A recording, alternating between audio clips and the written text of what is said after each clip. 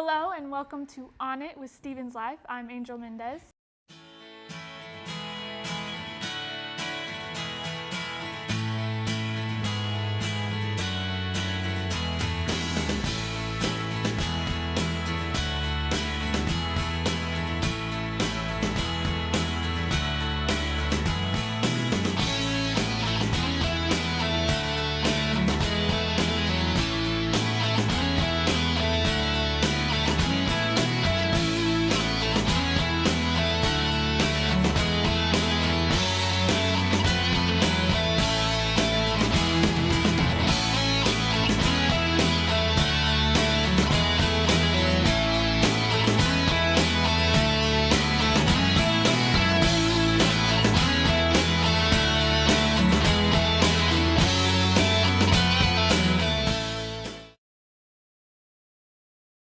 Stevens College is in the process of purchasing back Columbia and Wood Halls for next year.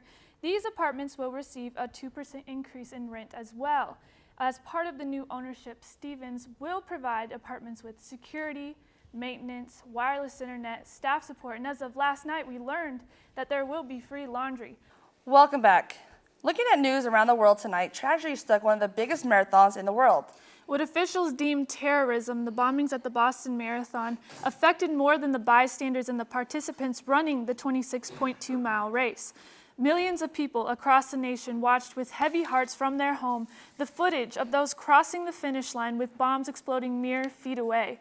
More than 175 people injured, some still in critical condition, 3 reported dead, including 8-year-old Martin Richard, whose mother was seriously injured, and 6-year-old sister lost a leg. On Wednesday, media reports claiming police had arrested a suspect in the case were later told to be false. Thursday afternoon, however, police officials released the security footage showing 2 men of interest in hopes that the mass public would be able to identify the 2 and give the police a lead on their location. And it's also worth noting that these changes will mostly affect the coursework of incoming freshmen, with existing students opting to either stay within their major tracks or switch to another one. Now, new majors means new classes, and that only means students will need to pick up new study habits. Now, on Monday, the City Council approved a rezoning request for that property that will restrict the land use only to the construction of those buildings related to the academy. Now, obviously, there's a lot of transition and movement around campus, and Stevens' neighborly downtown district seems to be taking the same steps. Thanks, Jessica. With only a short amount of time left in the semester, students will need to visit those stores soon. That's if they have time. Some Stevens seniors placed the final touches on their capstone pieces before graduation, and On It's Emily Minnemeyer found 2 seniors with unique projects. Emily? Senior fashion communication major. Thank you, Olivia. Looking awake is one step, but actually feeling awake is hard sometimes. And I try to use my weekends to rest up, but this weekend is one that you can't miss. On It's Emily Minnemeyer is in the studio today with a very special guest to tell us about an event happening tomorrow. Emily? Stevens Stables is hosting a trivia night for the Columbia Food Bank through Horses Against Hunger. Those are very cute dogs. Right. Well, we'll have a breakdown in celebrity gossip this week. Criticism surrounds a racy single released by singer Ray J. Who's it about? And we know you love deals. We'll set out the list of the best student discounts that you're missing. That's all coming up after the break. Neither do I. And unfortunately, St. Patrick's Day is also this weekend, so there's plenty to do. And On It's Haley Johnson found a couple places to road trip to this weekend for the festivities. Haley? That's right, guys. Although Columbia doesn't have much to offer besides the All right, thank you, Colby. Well, for our do-it-yourself project of the week, you might want to take notes. True. On It, Sam Gary demonstrates how to make your own makeup board. Sam, what materials are we going to need? Thanks, Sam. Well, coming up, we'll highlight 2 Stevens ladies on campus taking the shine from the Stevens Star beyond campus grounds. Plus, we'll have a look at your weekly forecast to see if those nice temperatures we had today are going to stick around. Details after the special report from Colby Elliott. Thanks, Sam. DIY projects. Creative, easy, and always save people money. Yeah, speaking of saving money, On It's Olivia Odell found hidden deals made specifically for students. Olivia, give us the details. Thanks, guys. With the economy in a recession and most households That's right, Olivia. And America also has its fair share of domestic issues. For more on this subject, we send it to Angel Mendez. Angel? Yeah, guys, it dates back to the start of the nation, the right to bear arms.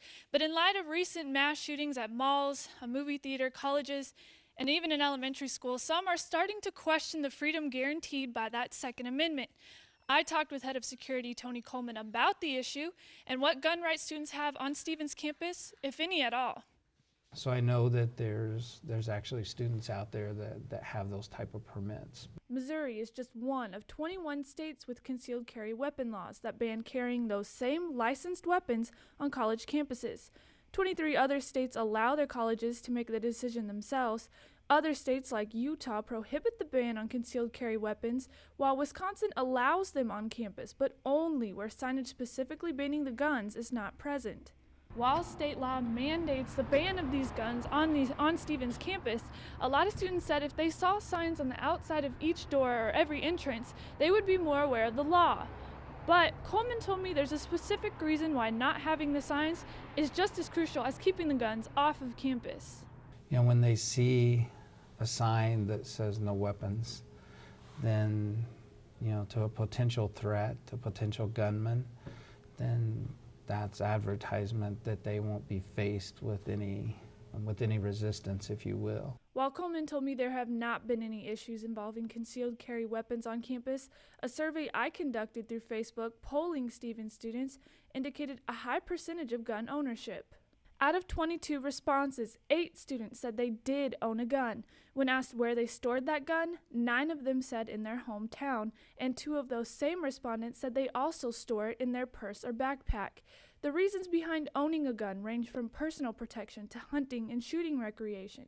Despite the number of women that said they did own a gun, only 3 respondents said they were aware of and followed a campus gun policy. Do you think not having those signs has kind of made students unaware of whether or not they can carry guns on campus?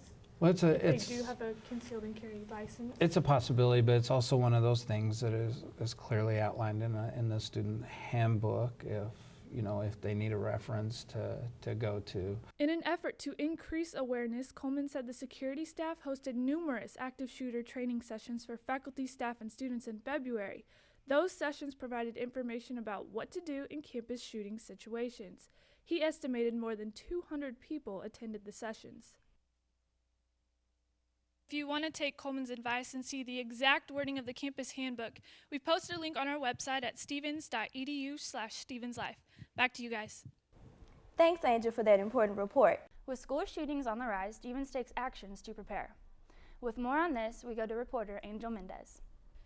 Yeah, that's right, guys. Security officials started active shooter training sessions last week, following 6 campus shootings nationwide in January alone, including the Stevens Institute of Business and Arts in St. Louis. The hour-long presentation included a 20-minute video on tips for handling campus gunman situations. During last week's presentations, Tony Coleman, head of security, said more than 100 people attended. The sessions also detailed the text alert emergency system, which plans to run a full test within the next couple of weeks. Coleman plans on hosting student sessions next week. All right, sticking with all things Stevens, we head down to Onnit's Angel Mendez with a report on how applying for housing went. Angel? Right, guys, and one of the biggest changes this upcoming year, Stevens College will finalize the purchase of Columbia and Wood Hall by the end of May.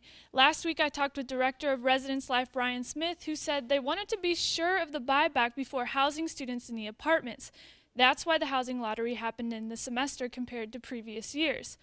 Once Residence Life announced the lottery in mid-March, students had the course of a weekend to decide whether they wanted to stay in the same room or enter the lottery for a new one. Some students raised concerns about the time frame to respond, saying it was not enough time to find roommates and visit financial aid to compare housing options. But according to Smith, Residence Life believed the opposite, saying it was more than enough time. I think all things considered, dealing with 2 new buildings that we don't have a lot of familiarity with, overall it went okay. I think, you're never going to please everyone, so we certainly had some people that were thrown off a little bit, maybe don't check their emails much, so they were maybe a little late to respond. But we carried the lottery process in terms of choosing a number on up until the very last minute to where students actually signed up for rooms. So there was certainly lots of opportunities for everyone to get their part in the housing. Smith noted even more changes for campus life, including the expansion of pet floors in residential halls. Next year, Pillsbury will remain a pet-free dorm, while Searcy, Prunty, and the second floor of Tower will continue to allow pets. However, the third floor of Tower Hall will become the new honors floor and will also give students the option to house pets. Now, at this point, most students do have their housing plans finalized for next year, but if you don't, you should contact Smith by visiting the Student Services Office or emailing him directly at rsmith@stevens.edu. Back to you guys. Thanks, Angel. All right, thank you, Lane. Those are some really cute dogs. Well, that's all the time we have, guys. Thanks for watching our 5th episode of the semester. Be sure to check back next week for more news. Well, that's all the time we have. Thanks for watching our 8th episode of the semester. Be sure to check back next week for more news. And don't forget to visit our website for 24-hour access to your news at stevens.edu/stevenslife. You can also find us on Twitter and Instagram at stevens_life. I'm Brittany Tutt. And I'm Angel Mendez. And I'm Angel Mendez. We'll see you back here next week. We'll see you back here next week. Was produced by the Advanced News Writing and Production and Advanced Studio Production classes at Stevens College through the collaboration of Columbia Access Television and the Schools of Interdisciplinary Studies and Organizational Leadership and Strategic Communication.